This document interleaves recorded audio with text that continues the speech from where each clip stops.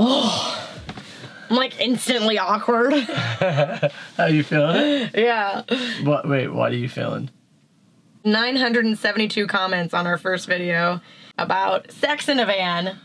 The video actually got demonetized, so if you like this kind of content, be sure to become a Patreon of ours if you want to see more of it. It is a topic that is super sensitive, and a lot of people get really nervous to talk about, and don't even like to talk about. A lot of people. At least you just get nervous, though. Yeah, it's You're willing just, like, to talk about it. Awkward. Yeah. It shouldn't be such an awkward thing to talk about. It's just a private thing. I feel like most people keep it to themselves. Some people call it private parts. You gonna be the sex Dr. Seuss again? I'm trying. I'm making my way there. Oh my god. So I'm Frankie. And I'm Alex. And together we're FNA Van Life. You guys really loved the first part of this video series. You gotta get creative.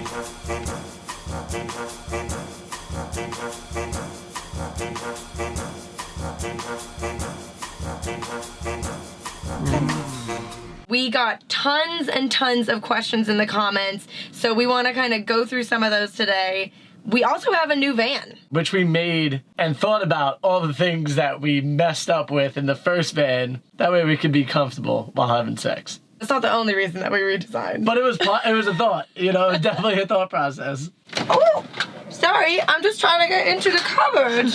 Let's talk about some of the modifications that we made to this van to make it a little bit more nighttime, bedtime, sexy time friendly. First things first, we took our friend's advice and we got the swivel seat. And I'll tell you what, we've used it before. Skip a turn, back to me. Reverse! No, you can't just get in like that. You can't just do it. Second thing second, we have a dinette bed now that switches into our bed. So it's a table in the day, dinette. Wait, I got that wrong. It's a table in the day and a bed at night, which means that it's way lower. If we're laying down, we'd never have to worry about our heads hitting it. Which is really great just for like rolling around at night in any kind of capacity. Yeah. Whether it's just like sleep rolling or it's sex rolling. Yay! I won! I have so much room to celebrate about it. I can reach my hands up too. I didn't realize that. Let me just reach over you to get this water bottle. Oh, no, we fell. Tickle fight! We also still have this bench seat, which is great. The other nub, I feel like we mostly use the bed. 10. Yeah. Yeah! You won! You won! No! The absolute number one biggest question that we got, which is really weird, is what about Paco? First off, we don't have sex with Paco. Ew! That's not the question. They said, what about Paco? And sex in a van. So they were like, where does he go? What does he do? Like, be careful. He might, bite your balls off. Yeah, actually, what Paco does is we get him off the bed. He comes, he lays in the front. He sits in the front seat. He'll sit on the chair that you guys are actually sat on right now or on the couch here. And he completely ignores us. He doesn't like it. So he stays up here. As soon as he realizes something's going on, he jumps out of the bed and finds a new place. He kind of hides from us while it's happening. Yeah. I think it's very traumatizing for him, potentially. But so he just kind of goes, sits in his bed, and waits for it to be over. When two doggies really love each other, they get married. And then once they're married, they could have sexual intercourse. Before that, you can't do it. We're not married. I know. That doesn't mean that we have to be. But the dogs have to be married. Yes, 100%. Okay. Also, this van doesn't make as many squeaks as the other van. The shocks on the other van were definitely a bit more squeaky than this one. This one is, silent. We have some things hanging from the ceiling, so they'll kind of, move around with it. A little bit. All about where you are and the time of day that it is. If you're in the middle of a Walmart parking lot in the middle of the day, you're not gonna have your slider door wide open and just going ham on your swivel chair. Yeah. you could be a little bit more respectful than that, I think. Also, what we do is we definitely put up all the curtains and all the window covers when we're in a area where we have a lot more people around us. But our windows in the back are fully tinted, so we have no worries about people being able to see indoor in the day. Right now, for example, we're parked in a BLM area. It's a giant wide open space. There are a lot of other nomads here, so you wouldn't necessarily want to just like get buck wild crazy, but you could. You I could. guess if you drove out and like further away from the group. We're in like a circle up right now. Which everybody is actually pretty much a couple except for one person being single. So everybody's having sex in a bus. Yeah. And like the bus, I feel like you really wouldn't be able to notice. No, definitely not. Probably takes a lot to rock a bus.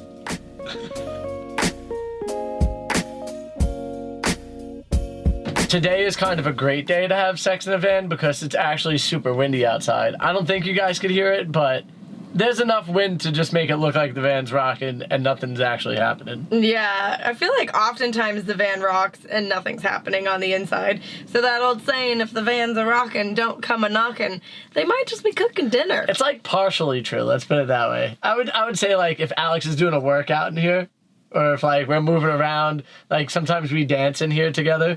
So those are situations where the van will definitely rock.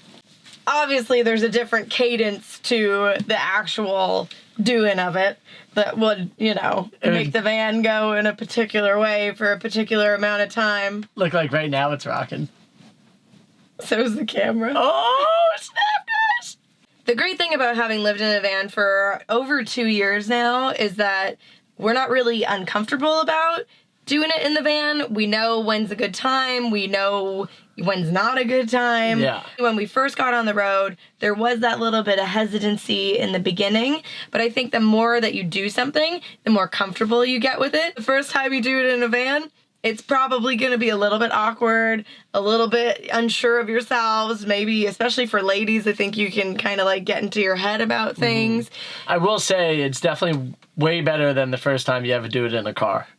Yeah, and the car is not fun. You have a lot more space. Like, legitimately, we have a full-size bed. We have everything that you would have in a normal home, so it feels way more comfortable. Plus, the windows being tinted in the back and the curtains that go up. In a car, you don't necessarily feel that comfortable because you have windows that are probably not tinted. You have a lot of different situations ongoing. I feel like, too, in the movies, it's always like the people are having sex in a car and somebody knocks on it, like, while they're, like, mid-doing of it. And I feel like that's never happened in the van. No, never. Well, because I feel like when you're in a setting like even what we are now, where we have these other buses around, like, we wouldn't be doing it in the middle of the day. We would probably drive our van a little further away to get a little bit of privacy for ourselves. I mean, but, like, how awkward would that be? Like, hey, guys, we're just going to drive over there for 15 minutes. For all they know, we're filming something. Fair. Our porno? Fans only. Wink. Just kidding, we don't have one. We do have a Patreon, though. Come support us over there. Let's talk about some of your favorite ways to have sex in a van. Yes. X-Road Venture says they like to do one leg on the counter, another on the bed. There you go. That's a good one. We should try that one. 1 foot on the table, 1 foot on the bed. My breakdance moves. Daryl says, my second honeymoon was spent camping in an 8-foot cab-over camper pickup truck. The bed space was about 20 inches without the mattress. Some ingenuity was required. I mean, I feel like you would have to have ingenuity at that point. I feel like you'd just basically be pancaking on each other. This is how we do it. Hey, I never asked you. Yeah. Do you like guacamole? That feels tighter, much tighter than what our last van was. Yeah, our last van probably had at least 20 inches over the mattress. I'd say it was closer to 3 feet, but 3 feet is not a lot of room. It's like having sex in a bunk bed. Yeah, pretty much. Majority of these comments are actually, wow, thank you so much. I have not laughed that hard in a long time. Or like, I love you guys. This was hilarious. Thank you for covering this topic. So the topic is definitely well sought out and people want to know more about it. So we're sorry for all the people that are a little sensitive to this, but there are a lot of people that want to know more about this type of stuff in a van. Keeping Up with the Joneses says that they can 100% vouch for the swivel seats. Yeah, we can too now. Mr. Turn Uno, I'm out. But who really won? Malcolm says that he's a single guy, so his version of sex in the van is her place or a motel, and possibly an anytime fitness bathroom late at night, but he hasn't tried that yet. Single in a van would be a little bit more complicated. Yeah. As a couple, we went into this lifestyle together. We knew what we were getting into. I don't think sex was something that we really thought about before we moved into the van.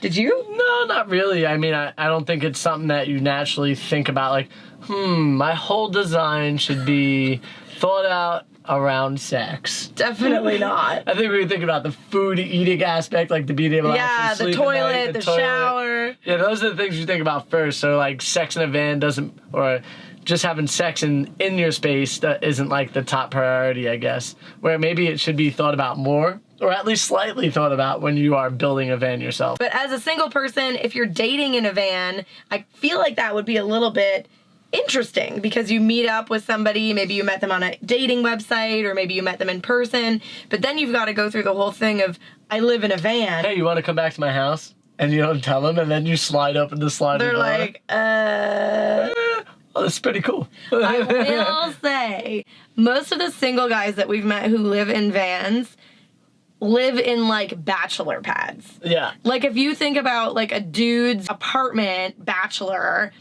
and then make that into a van, it's no wonder that the ladies aren't chomping at the bit to come and do it in your weird, kind of dirty, crammed, gross van. Basically what she's saying, guys, is, like, clean up a bit, make sure your space looks nice. Maybe if you have, like, a guitar, like, hang it up nice, make it look a little, like, more put together, because then the lady's gonna be like, wow, this guy's actually pretty put together. Yeah, maybe have some of your girlfriends or a sister or somebody help you with some of the design elements to, like, make your van look more like a home rather than, like, a van with a mattress in it. Yeah. Just throwing that out there. And for the ladies who live alone on the road, I feel like there's a lot of, like, safety issues that come into it, because if you are inviting somebody into your van for, you know, intimate moments, it's kind of like, who is that guy? How long have you known him? You know, what's the risk factor there? I guess we're not professionals in this area because we're together and we don't seek out other partners. So we have each other and that's it. Yeah, somebody started a rumor that we're swingers, which is not true. It's not true, yeah. I did have an incident with the pineapple. I didn't know what it meant when I was giving them away. I'm very sorry to all the people that I gave pineapples to as housewarming gifts. That's not what I meant. Thank God. You put me in the wrong spot. We also have a lot more space in this van, like width-wise, so it is a lot more comfortable to be able to get into different, you know, use your imagination style positions in this van and be able to do it. You know, it's definitely a better layout for that type of situation. Yeah. Okay. She hates when I talk. I feel like when I talk about it, she gets more nervous than when she talks about it. She's like, "Oh, don't know what you're gonna say. What is he gonna say next? What is he gonna say next?" Good thing I'm gonna edit this. Oh no. Purple Schoolie Girl says that if you run your bed front to back, you might have less rocking than if you run it from side to side. I could see how that would be possible. We have a front to back bed, so. Well, but then last time we had it the other way. Yeah. So maybe that's why it doesn't rock so much. Because, like, you're rocking the van this way instead of rocking the van this way. It's time for the official scientific test. Which way makes the van move more? Front to back or side to side? Our test subjects are these 3 hanging items. We're going to see what makes the van move more. You can't see the third item because your head's in the way. We hypothesized that moving front to back actually moves the van more from the outside. Unless you have your e-brake on. This experiment, this guy, man scientist, will be rocking the van for this sexual scientific experiment. Here we go, side to side.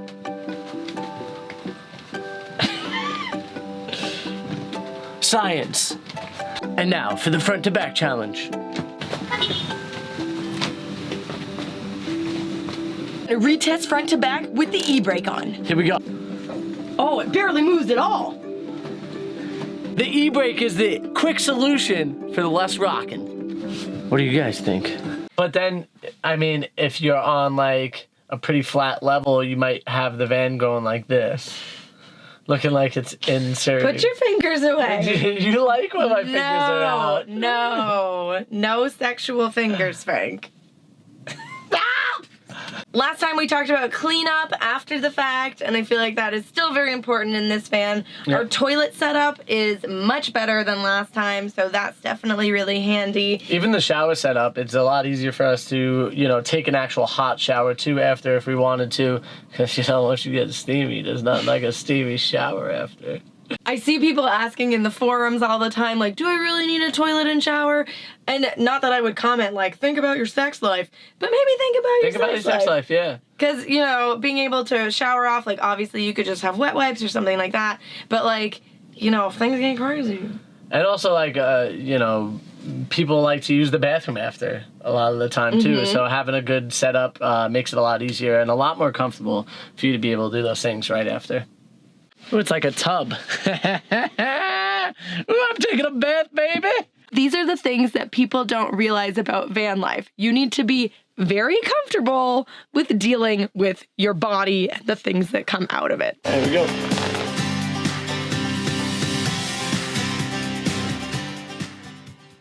One of the very first things that came to my mind was, really?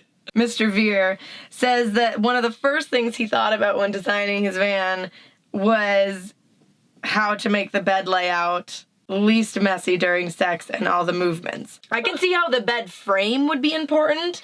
In our first van, the bed frame, the first time I laid on it, I was like, I don't even feel comfortable putting any weight on this, much less if we're both gonna be in here and moving. I'll tell you what, it would have held. It just felt like it had a little dip in it. Yeah, it would have been like... Yeah, it would have had a lot of movement.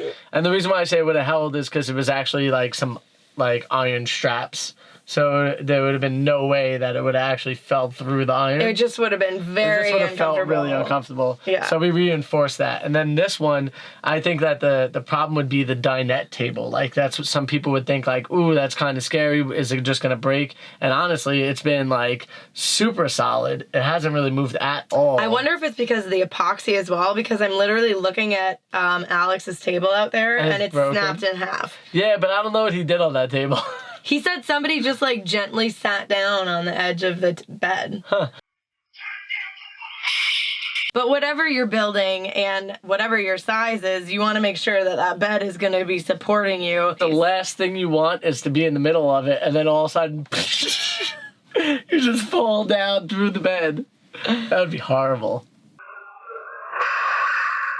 A, the time is ruined. B, your bed is ruined. And C, now you gotta figure out how to fix your bed in the middle of the forest. And D, you might actually get a stick in you. Ay, caramba! I made that D for a reason. Oh, Frank. But it's a sensitive subject that not really many people in the van life community are willing to talk about, but it's something that everybody deals with, so we might as well get it out in the open. Yep.